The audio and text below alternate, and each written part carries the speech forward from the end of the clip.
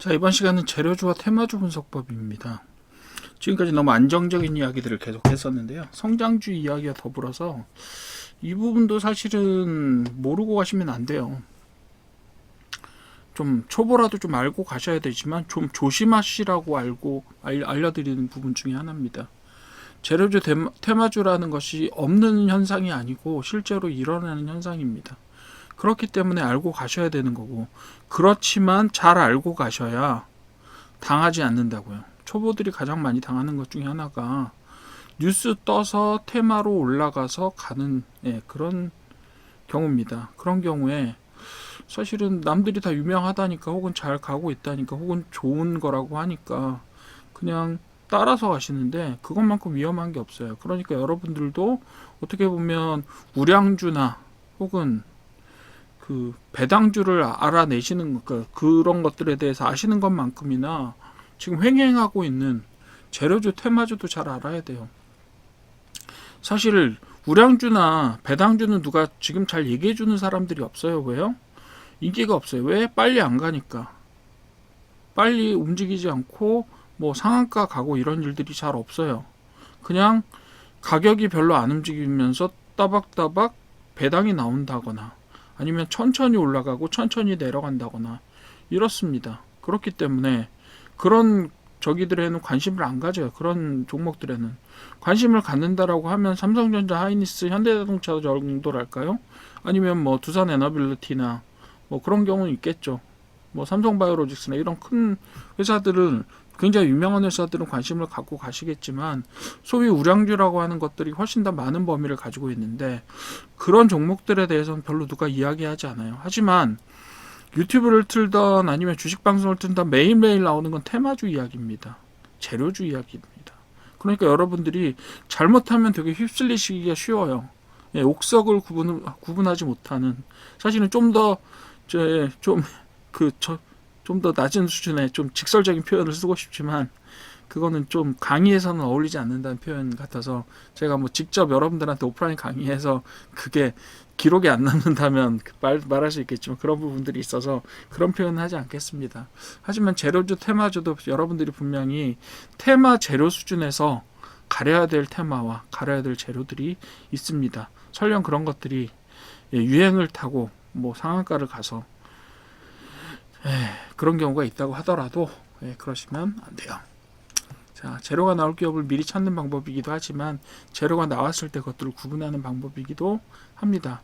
재료는 사실 언제 튀어나올지는 아무도 몰라요. 그렇지만 언젠가 재료가 되는 것들은 있습니다. 테마에서 언젠가는 이것이 주도 테마가 되는 날이 있는 그런 것들은 분명히 존재해요. 왜요? 현실 세계에, 주식시장도 현실 세계에 뿌리를 받고 있기 때문이에요. 현실 세계에서는 어떤 산업군이 앞으로 어떻게 유망하다라는 것들이 사실 상당히 높은 확률로 예측이 됩니다. 그렇게 될 수밖에 없는 산업들이 있어요. 그런 것들에 기반한 것들은 당연히 언젠가는 주도 테마가 됩니다. 그리고 시장 자체도 커지게 마련이에요. 그런 것들을 조금 주의 깊게 보실 수 있는 기준들을 제시를 해드리도록 하겠습니다. 자, 재료와 테마의 정의를 한번 이야기해 봅시다. 재료는 촉매와 같은 역할을 해요. 재료는 뭐 그냥 우리가 영어로 쓰면 머티리얼이라고 부르죠. 그냥 재료예요. 호재도 있고 악재도 있습니다.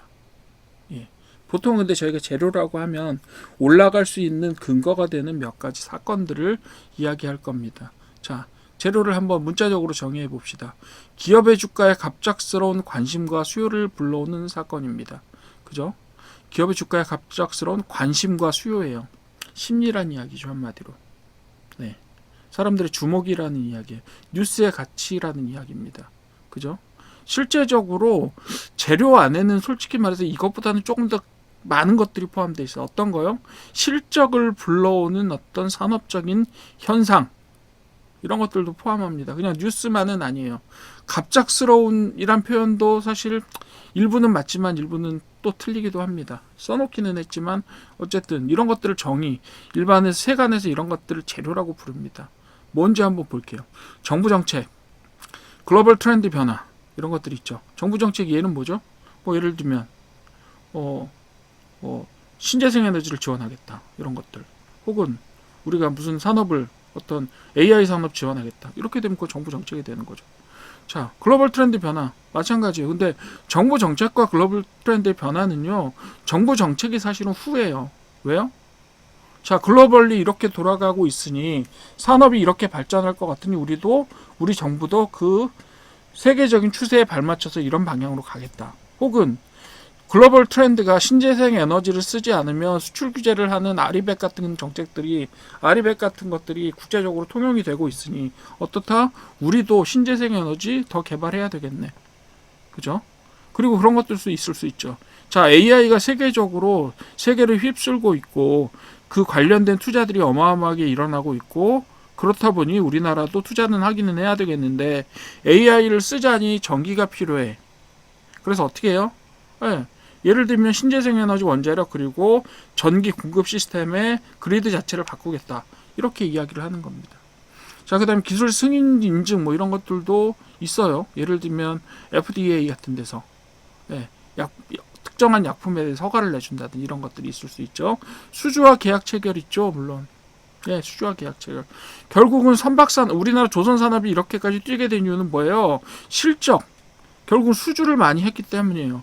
우리나라 방산이 요즘에 이렇게 뜨고 있는 이유가 뭐예요? 폴란드 같은 나라에 우리나라가 대대적으로 무기를 팔기 시작한 계약이 이루어지기 때문이에요. 그죠? 그 다음에 M&A 같은 것들도 중요하죠. 어떤 회사가 누구를 어디를 사겠다. 이렇게 하면 되는 거죠. 미국에서 예를 들면 그 비만 치료제 관련된 작은 회사가 있었어요. 그 회사를 가지고 여러 회사에서 경쟁을 붙었어요. 그랬더니 갑자기 우리나라에서 비만 치료제 주식이 올라가. 그게 테마가 되는 거죠.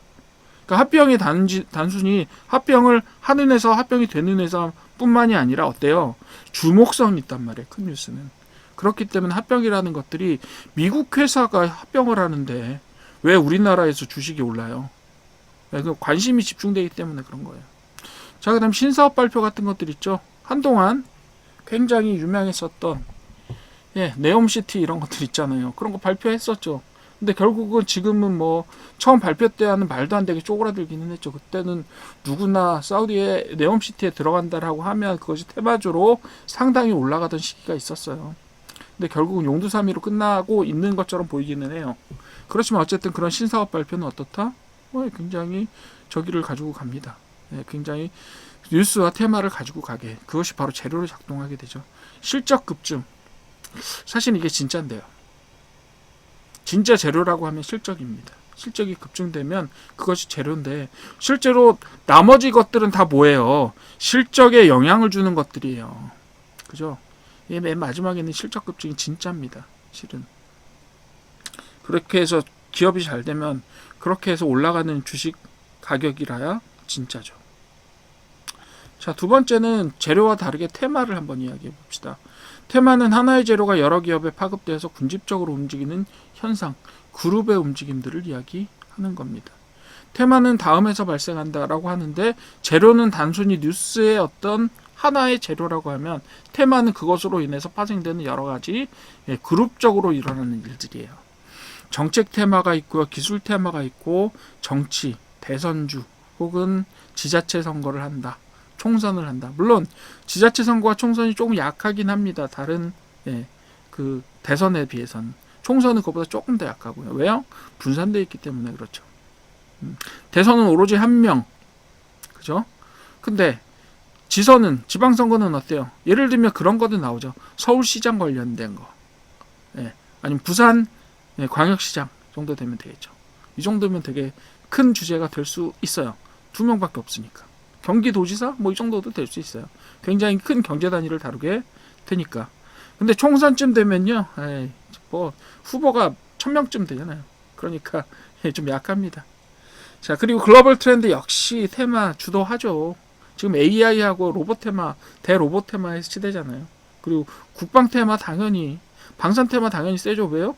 전 세계가 지금 방산 예산을 늘리고 있어요. 그러니까 당연히 그렇고. 아까 말씀드렸던 신재생 에너지, 2차 전지, 전기차 마찬가지입니다. 그런 것들이 글로벌 트렌드를 이루는 거예요. 그리고 위기 재난 관련 테마 매우 중요합니다. 그죠? 왜냐하면 순간적으로 어마어마하게 큰 파급 효과를 가져오기 때문이에요. 예를 들면 우라전쟁 있었잖아요. 또 동일본 대지진, 또 코로나요. 그런 것들이 테마를 만드는 거예요. 그런 대사건들이. 그렇게 보시면 돼요. 일단 재료와 테마는 구분하십시오. 재료는 단독적인 어떤 사건을 이야기하고요. 사건에 이어지는 그런 집단적으로 만들어진 움직임과 주제들로 인해서 여러 개의 어떤 종목들이 한꺼번에 묶인다. 그걸 보고 우리가 테마라고 보통은 부르는 거예요. 자, 그 다음에 재료가 강한 재료인지 판단하는 5가지 기준을 한번 이야기해 봅시다. 5가지 기준. 이거는 테마라고도 바꿔서 이야기하기도 합니다. 요즘에는 사실상 재료하고 테마를 사실 그렇게까지 엄격하게 구분은 안 하는 분위기인 것 같아요. 예전에는 재료는 원인이고 테마는 현상으로 봤었어요. 거의 정확하게. 그랬으나 최근에는 어떻다? 재료와 테마는 사실 구분되지 않아요. 왜냐하면 재료가 뉴스로 나오는데 또 테마가 뉴스로 바뀌고 뭐 이런 여러 가지 그 새로운 뉴스와 소식과 그런 것들이 서로 얽혀서 나타나기 때문에요. 그런 것들을 하나로 봐도 큰 지장은 없어요. 자, 그럼 테마 혹은 재료가 강한 건지 약한 건지 판단하는 기준을 한번 봅시다. 실체가 있느냐 없느냐. 자, 단순 뉴스와 약한 재료. 단순 뉴스는 약한 재료입니다. 두 번째로 실적과 연결되는 계약 수준은 강한 재료라고 볼 수 있죠. 그리고 제도와 정책의 변화는 중장기 재료로 볼 수도 있습니다만 우리 주목도로 봤을 때는 정책과 제도가 변한다고 해도 그게 단기적인 뉴스로 해서 떴다가 사라지는 경우도 많습니다. 그죠? 실체가 있느냐 없느냐는 매우 중요한 영역이에요. 예를 들면 언젠가 자산주라는 이름으로 부동산 자산을 가진 주식들이 종목들이 떴던 적이 있었는데요. 말도 안 되게 떴었는데 그때 두 종목이 딱 갈렸습니다. 한 종목은 실체가 있었어요. 자산에 대해서. 그렇지만 한 종목은요. 그냥 그 자산이라는 이름을 가지고 실체 없이 그냥 따라서 작전에 따라서 올라간 종목이 있습니다. 즉 여러분들 그 실체가 있느냐 없느냐가 굉장히 중요한 판단 기준인데 문제는 그렇게 작전으로 따라 올라간 게 굉장히 좀 세게 갔단 말이에요.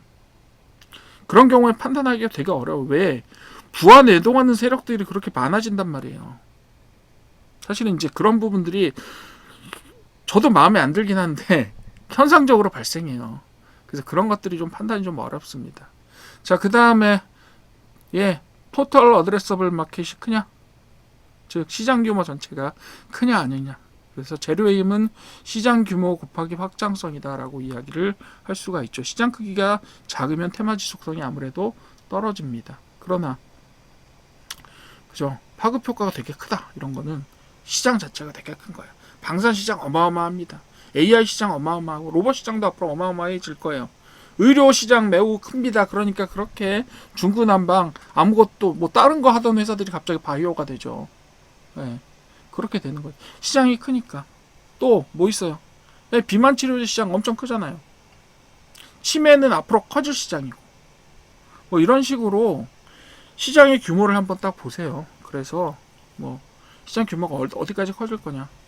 그런 것들을 한번 살펴보시면 되고요. 자, 그다음 기간이 긴가 짧은가입니다. 단기 재료는 뉴스나 루머 같은 건 단기 재료라고 볼 수 있겠고요. 정책이나 성수기 재료들이 요즘 많이 죽었어요. 사실 없어졌다라고 봐도 됩니다. 정책들은 중요하죠. 장기는 기술 변화나 사업 패러다임의 전환을 산업 패러다임의 전환 자체를 이야기하죠. 그래서 굴뚝 산업들은 특히 어떤 거요? 에너지 산업은 판도가 많이 바뀌었습니다. 지금 세계 7대 에너지 업체 중에 예전에 그 석유를 기반으로 한 업체는 3개밖에 없어요. 그렇게 분석됩니다. 나머지는 다 어디? 태양광 만드는 회사들. 보통 태양전지 만드는 회사들이에요. 그 태양열로 하는 회사들도 일부 들어있습니다. 앞으로는 어떻게 될지 모르겠지만 이 안에 원자력이 들어갈지 안 들어갈지는 좀 살펴봐야 될 것 같아요. 그렇습니다. 그리고 나서 그 다음에 주위에 붙는 테마들이 또 생겨요. 그렇게 되는 겁니다.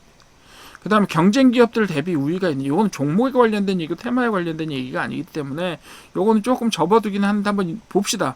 테마의 중심 기업은 항상 존재하고 이 중심 기업들이 그 테마를 가지고 과연 우위를 가지고 갈 수 있느냐라는 부분들이 될 거예요.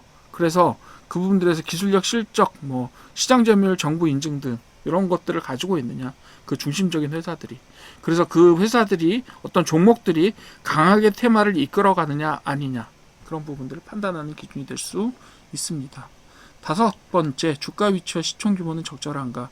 시총이 너무 크잖아요. 그럼 많이 못 가요. 재료가 있어도 크게 못 움직입니다. 삼성전자에 엄청난 재료가 있다고 해서 하루에 10% 움직일 수 있겠어요? 못 움직입니다. 물론 절대 총량은, 그죠? 그 증가하는 절대 총량 자체는 우리나라 제일 크게 움직이겠죠.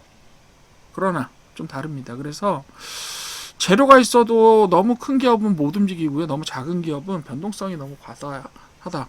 근데 변동성 과다한 게 뭐가 어때서요? 좋은 회사 하면 되는 거죠. 여러분들은 일단은 그 시총 자체가 너무 작은 것에 대해서 너무 두려움을 가질 필요는 없어요. 대신에 그 회사가 어느 정도 탄탄한가는 보십시오. 시총이 작아도. 의외로 우리나라의 시총이 작아도 좋은 회사들 많습니다. 그런 회사들을 테마에 따라서, 재료에 따라 잘 움직일 수 있는 그런 회사들을 찾아내는 게 정말 해안이죠.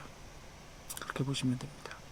자, 재료주 테마주 분석 7단계 실전 루틴을 한번 볼게요. 첫 번째로 재료의 출처, 루머냐 실제 발표냐. 근데 루머라고 밝혀진 경우, 혹은 루머가 그 실체가 밝혀졌음에도 불구하고 그것이 강력하게 작전에 이용되는 것들이 가끔 있어요. 시장에 아주 이상한 심리를 이용해서 가는 그런 경우도 있습니다. 그런 것들은 조심을 하시라고 말씀은 드리긴 하는데, 워낙 또 그게 작전에 의해서 쑥 가버리니까, 제가 이거 단기적으로 쑥 가는데 얼마 못 갈 거예요 라고 하는데 계속 가는 거예요. 뭐 2주씩 가요. 네, 3주씩 가요. 제가 할 말이 없어요, 그러면. 근데 그런 회사, 그런 종목들의 제일 위험한 건 뭔지 아세요? 일단 타면 좋아요. 탔어. 근데 갔어요. 언제 떨어질지 몰라요. 왜? 재료의 근거가 약하니까.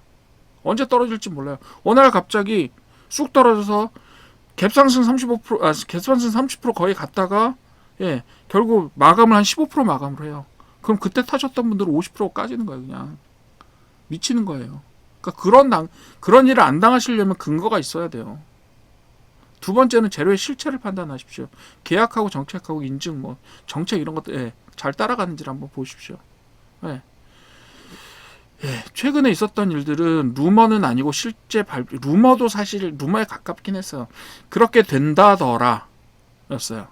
근데 실체가 있는 업체와 실체가 없는 업체가 있었는데, 실체가 없는 업체가 더 오래 갔어요. 시장이 아주 이상하게 움직입니다. 그런 시장 심리가 어떻게 움직이는지를 사실 전체 시장에 대해서 설명할 수는 없어요. 저도 왜 그렇게 움직이냐, 이거 설명해 주세요. 저도 잘 몰라요. 어떻게 조정을 하는지는. 그렇지만 적어도 이게 있다 아니다라고 해서 이거 가도 됩니다, 가면 안 됩니다를 판단하는 능력 정도는 있습니다. 저도. 테마 기업을 리스트업하는 겁니다. 테마 기업은 찾으시면 다 나옵니다. 구글 검색을 하시든가 이렇게 하시면 나올 수 있어요. 그러니까 그런 것들은 잘 찾아보십시오. 그리고 네 번째는, 그리고 테마 기업 잘 리스트업하는 것도 사실 재주예요. 그거 평소에 공부를 좀 해두셨다가 이게 테마네라고 산업구조를 이해하신 상태에서 가시는 경우들이 있고요. 검색도 잘 하시는 것도, 그것도 능력입니다. 자, 그 다음 네 번째로 핵심 수혜주를 찾고 싶지요. 그 테마에 대해서 어떤 회사, 어떤 종목이 가장 영향을 잘 받을 것인가 찾을 수 있죠. 그죠? 그런 거는 실적 보고 찾아야 돼요, 결국은. 그죠? 실적이나 기술 기반 기업을 가지고 찾아야 되는데, 의외로 테마라고 부를 때 좀 이상한 현상들이 일어나요. 이상한 현상들의 세부적인 내용들은 제가 나중에 오프라인 강의할 때 알려드리겠지만, 실제로는 실적과 기술 기반에서 이게 꼭 가야 되는데 라고 하는 회사가 그 테마가 주목을 받을 때 꼭 가는 건 아니에요. 그리고 더 빨리 가는 것도 아닙니다. 그런 부분들은 규칙이 어느 정도 있기도 하고 없기도 해요. 그래서 그런 부분들을 좀 잘 가리셔야 됩니다. 다섯 번째로 차트 위치 확인하십시오. 이제 그때는 차트가 저점인지 지금 이미 올라가서 과열되어 있는지를 확인하셔야 돼요.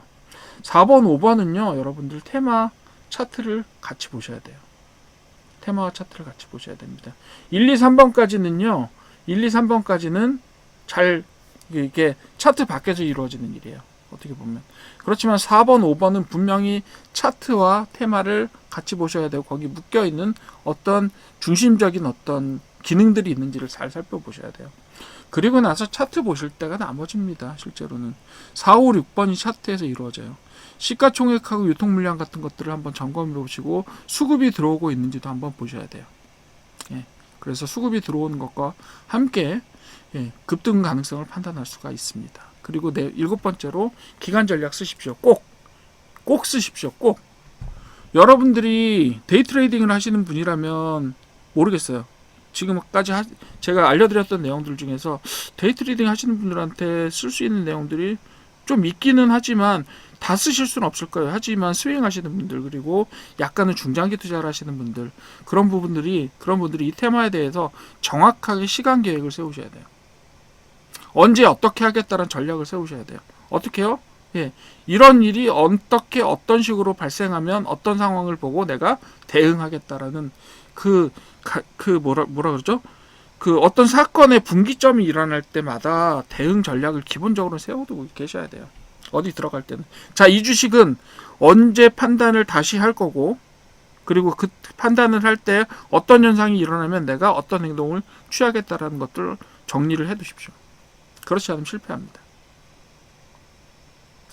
자, 테마주의 중심주와 추격주 구분하기 이거 어렵습니다. 예, 대장주라고 하죠. 분명히 보통은 우리가 중심주, 리더 혹은 대장주라고 부르는 것들입니다. 근데 이게 지금 여기 나온 현상대로 실적 가지고만 이루어지지 않아요. 보통은. 그렇게 간단하면 좋겠지만 수많은 투자 심리들이 여기에 작동을 합니다. 그래서 쉽지 않은 거예요. 그렇지만 어쨌든 간에 중심주는 있습니다. 네, 중심주는 있어요. 대장주는 여러분들이 알아볼 수 없을지 몰라도 중심주는 있습니다. 네, 중심주. 그 실적이나 기술이나 정부 인증 정책과 관련이 있는 회사들이 있어요. 중심적으로. 그리고 테마 시작 시에 보통은 그런 주식들이 먼저 상승합니다. 먼저 상승해요. 보통. 가장 먼저 상승이 규칙은 아니에요. 항상 벌어지지 않아요. 테마가 주어져도요. 예를 들면 무슨 중소주택 건설주 올라간다. 혹은 철강주 올라간다. 이럴 때 있잖아요. 그럴 때 제일 좋은 회사가 제일 빨리 갈까요? 그렇지 않습니다. 그거는 나중에 제가 테마 분석할 때 설명을 한번 드릴게요. 전체 주제, 이 주제하고 조금 달라요. 예, 그리고 그 주목도가 조금 다릅니다. 그리고 중심주들은 일단은요, 관련이 있어야 되고 좋은 회사여야 돼요. 자, 로봇테마 같은 경우 레인보우 로보틱스나 두산 로보틱스, 로보티즈 이런 회사들 있죠. 주로 대기업과 연결된 회사들. 그런 회사들이 중심주로서의 역할들을 합니다. 개발 능력 있는 회사들이죠.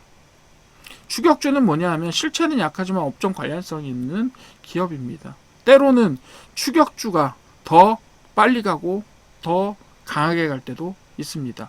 그래도 관련성이 없으면 좀 덜 가시는 게 좋아요. 안정성 때문에 그래요. 안전성 때문에 그래요. 변동성이 크고 하락 시에 더 크게 빠집니다. 더 크게 빠져요. 한번 무너지기 시작하면 여러분들이 감당할 수 있는 수준이 아니에요. 그렇기 때문에 들어가는 것을 매우 강하게 고려를 해보시라라고 말씀드리는 거예요. 초보자는 추격주 매수 금지까지는 아니세요. 금지까지는 아닐 수 있어요. 하지만 가능하면 금지하십시오. 네. 가능하면 하지 마십시오. 자, 테마 매매에서 피해야 될 5가지요. 고점에서 추격 매수하는 겁니다. 고점에서 추격 매수하는 거, 이게 가면 좋아요. 여러분들이 예상하신 대로 가면 좋죠. 가능성이 적어요.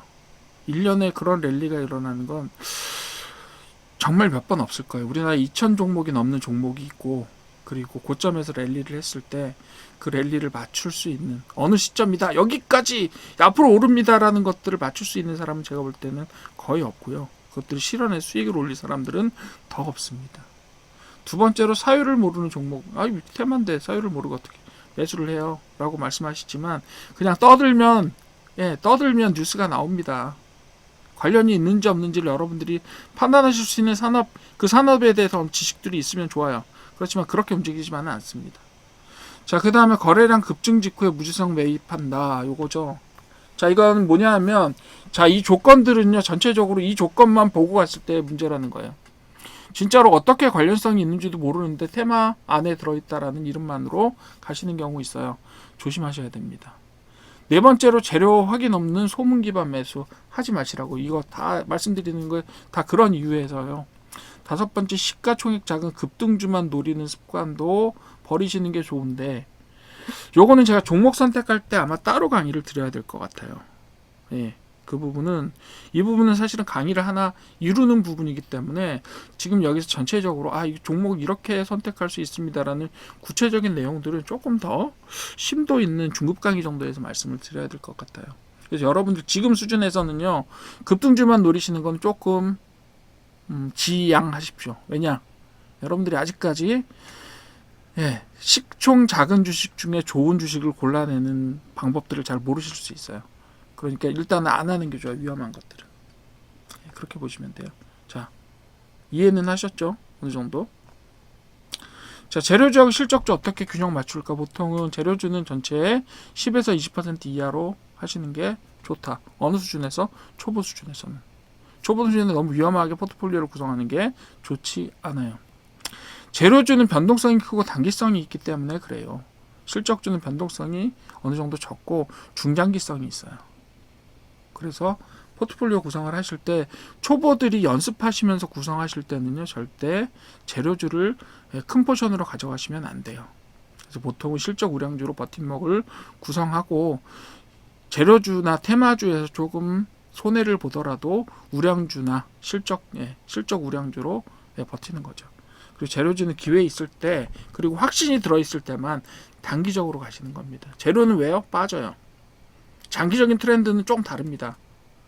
그렇지만 기다릴 수 있으면 들어가셔도 좋아요. 하지만 떨어지는 걸 너무 못 견디겠다 이러시면 조심하시는 게 낫습니다. 자, 강의 요약하겠습니다. 재료는 주가를 움직이는 촉매고 테마는 시장 전체의 센티먼트다라고 보시면 되겠고요. 재료의 실체, 시장 규모, 기간이 핵심이고요. 그리고 중심주와 추격주는 반드시 구분해 주십시오. 근데 때로 구분이 어렵기 때문에 여러분들은 테마의 중간에 들어가시는 게 좋아요. 테마의 중간에 들어가. 근데 언제가 중간이 이게 가리기가 어려운데 그것 때문에 가격 보셔야 된다는 얘기를 하는 거예요. 그리고 재료주 비중은 포트폴리오 20% 이하로 제한하십시오. 여러분들 수준에서는 지금 제한하시는 게 맞아요. 조금 더 익히시고 중급이다, 내가 적어도 중급 이상이다 라고 하시면 그때 생각해 보십시오. 테마는요, 약간은 굉장히 보기 좋은 떡과 같아요. 하지만 그게 먹었을 때 체할지 안 체할지 모르는 그런 거예요. 그죠? 굉장히 먹고 싶은 그런 겁니다. 여러분들 굉장히 유혹해요. 누가요? 작전 세력들이 여러분들이 유혹합니다. 작전 세력도 의외로 되게 가까이 있어요, 여러분들. 그러니까 그런 유혹에 넘어가시면 안 됩니다. 적어도 초보 수준에서. 자, 강의는 여기까지 하겠습니다.